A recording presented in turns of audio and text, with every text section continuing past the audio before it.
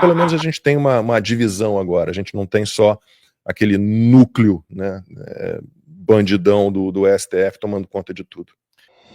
Curta, compartilhe e não deixe de se inscrever no canal para não perder nenhuma notícia. Bom, vamos lá, essa turba toda está aí na expectativa. Bom, primeiro a gente tinha expectativa de uma anistia, né, que não era o caminho que a gente queria, porque a anistia é meio que reconhecimento de que a turma ali do 8 de janeiro e tal teria cometido algum tipo de crime, né? Fora ali invasão de prédio público e depredação de um ou outro, né? Com individualização da conduta daria para processar por isso, não existe. Mas a anistia está lá, enrolando, seria o caminho mais rápido para pelo menos diminuir o tamanho dessa injustiça. O que a gente quer realmente é a anulação de tudo. E começou a correr ontem, então, o prazo para que a primeira turma do STF analise os embargos de declaração apresentados pelas defesas do Jair Bolsonaro e de outros 6 réus no tal núcleo crucial da tal trama golpista. Só a defesa do Mauro Cid não apresentou, porque ele teve lá, né, o acordo de delação e ele nem tem que cumprir, condenado a 2 anos, se não me engano, não tem nem que cumprir mais pena nenhuma. Então ele, claro, não entrou com embargo de declaração. A chance desses embargos de declaração darem alguma coisa é praticamente nula, né? Muito difícil. É a própria primeira turma que analisa esses embargos, né? Isso vai ser descartado imediatamente.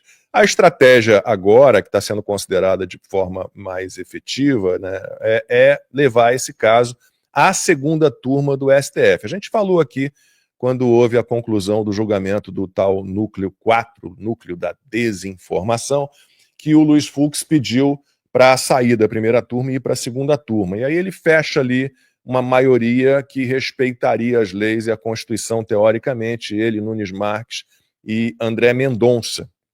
E está lá no regimento interno do STF, está lá previsto, né?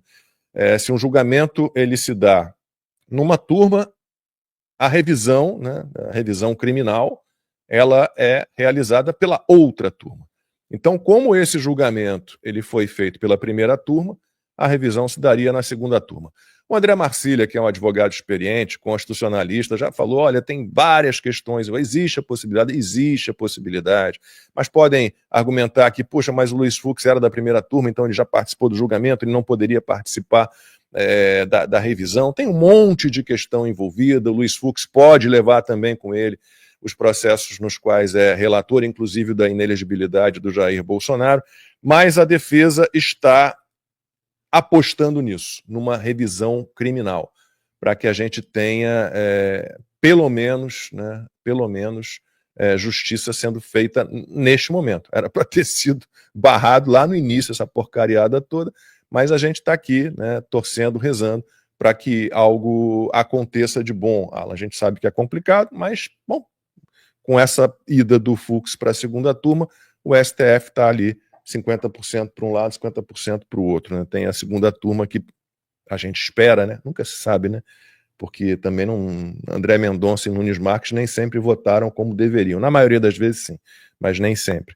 Mas pelo menos a gente tem uma divisão agora, a gente não tem só aquele núcleo, né, bandidão do STF tomando conta de tudo. Então, me lembra quando o pessoal vivia falando assim, não, tinha que ser Magnitsky para todo mundo? Isso é uma das coisas que não adianta, né? Na vida não se dá cavalinho de pau em transatlântico e você não coloca todos os seus adversários contra a parede para que eles possam se unir contra você. Muita gente criticou, né? Eu me lembro que a gente falou muito disso aqui.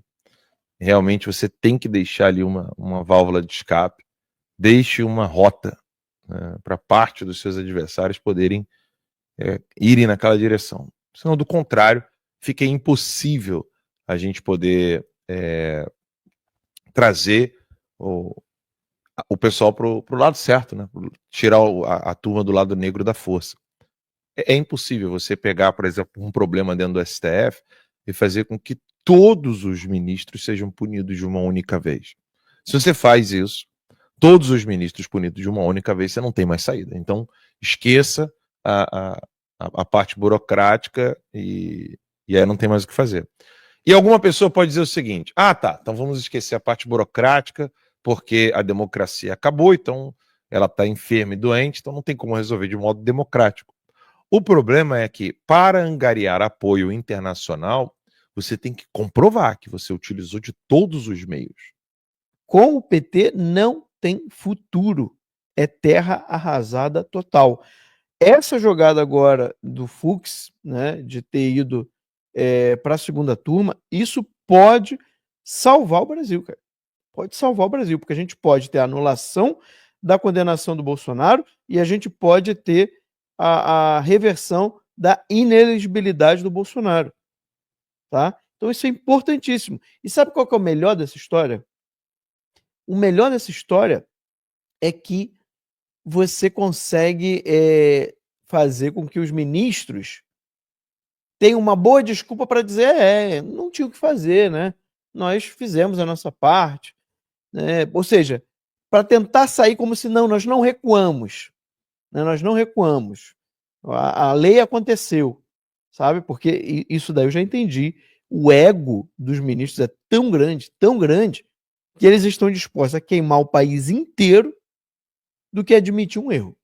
Então, fui confirmar a informação sobre a Magnitsky, nenhum juiz está sancionado, teve as sanções revogadas. Teve o caso de um ministro húngaro que foi sancionado pelo Biden e a Magnitsky foi suspensa assim que o Trump assumiu a presidência dos Estados Unidos. Então, um caso em 672.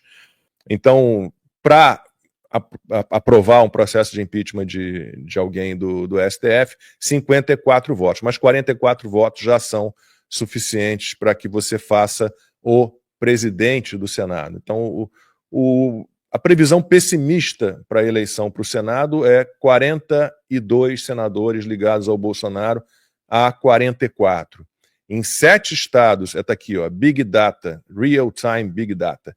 Em 7 estados, os cenários pesquisados projetam aumento da bancada ligada ao Jair Bolsonaro em relação aos representantes atuais. Então, Acre, Alagoas, Distrito Federal, Mato Grosso do Sul, Paraná, Roraima e Tocantins. Em outros 4 estados, a oposição deve perder uma cadeira, hoje a oposição, de acordo com o cenário atual das pesquisas, Amapá, Ceará, Espírito Santo e Sergipe, e há ainda 2 estados que não têm ainda os candidatos bem definidos, né? Tá muita conjectura, né? Muita falação, mas ainda não se sabe, Rio Grande do Sul e São Paulo. Então a perspectiva para o Senado, Alan, que é bem positiva, né? Aí a turma vai dizer, mas é voto eletrônico, é urna eletrônica, não dá para confiar apenas no processo eleitoral. Claro que não dá para confiar apenas no processo eleitoral, mas a gente está buscando, assim, alentos, né? E eu acho que esse é mais um alento. Tu não lembra que o Alexandre de Moraes também sabia disso? Ele não queria levar governadores para o Senado? Vocês não lembram disso? Ele queria escolher os candidatos. Você não lembra disso? Eu vou tentar achar, que eu estava tentando achar. E se isso não é atuação político-partidária, numa boa, eu não sei o que é. Existem pesquisas internas que os partidos fazem, que eles não divulgam. É para a estratégia deles. Vou dar um exemplo. Por que que o Dirceu teve de amansar os ânimos, acalmar, baixar ali, virar para a galera e falar assim, calma, gente, calma. Quando ele foi falar com o Levante, acho que era Levante o nome, o grupo interno ali do PT, são as frentes, não são levantes, são frentes. Uma das frentes que tem lá no PT em São Paulo chama-se Avante.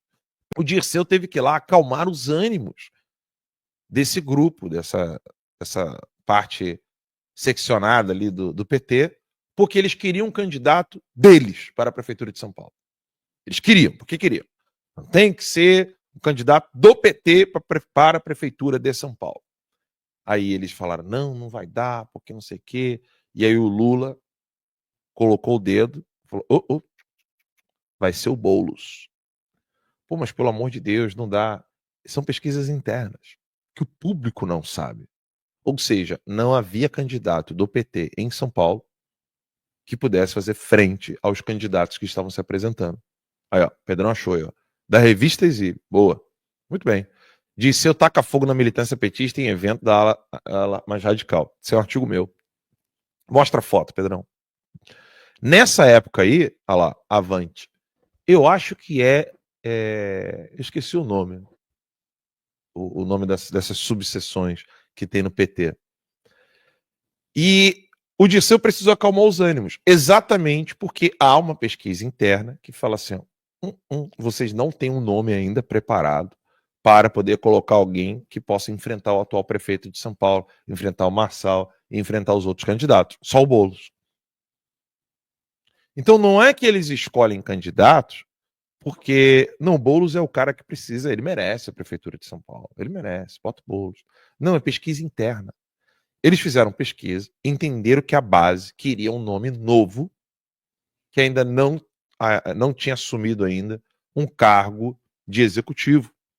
Alguém que pudesse ser sangue novo para poder tomar aquela missão. Então, como eu vou conseguir apoio da minha base? O PT faz essa pesquisa. Ele pode ser candidato a senador. Ele e Fernando Haddad, existe essa possibilidade.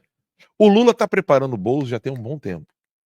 Sim. O Lula já entendeu que não virá do PT a base que ele precisa para dar continuidade ao trabalho do Foro de São Paulo na América Latina.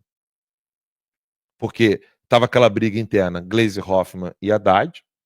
A Gleisi ultrapassou a autoridade do Dirceu indo para a China. E aí, as patadas que o Dirceu deu na Gleisi Hoffmann, ele falou, não eram indiretas, não é bem por aí. Né? Ou seja, o Lula já entendeu que internamente essa briga não é solúvel, ela não tem como ser solucionada. Tem que ser alguém de fora. O Lula já colocou na cabeça que é o Boulos. O Boulos é quem vai levar isso aqui adiante. Porque o Boulos tem muito mais anos para poder ir desgastando a imagem de qualquer nome da direita para poder consolidar o nome dele como a nova liderança da esquerda. Ele sabe disso, que é o Boulos quem vai ter a rede de apoio que vai fazer com que o Foro de São Paulo se adiante.